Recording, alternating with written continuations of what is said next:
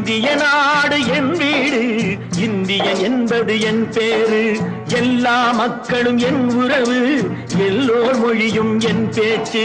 எல்லா மதமும் என் மதமே, ஏதோ எனக்கு சம்மதமே. ரகுபதி ராகவ ராஜா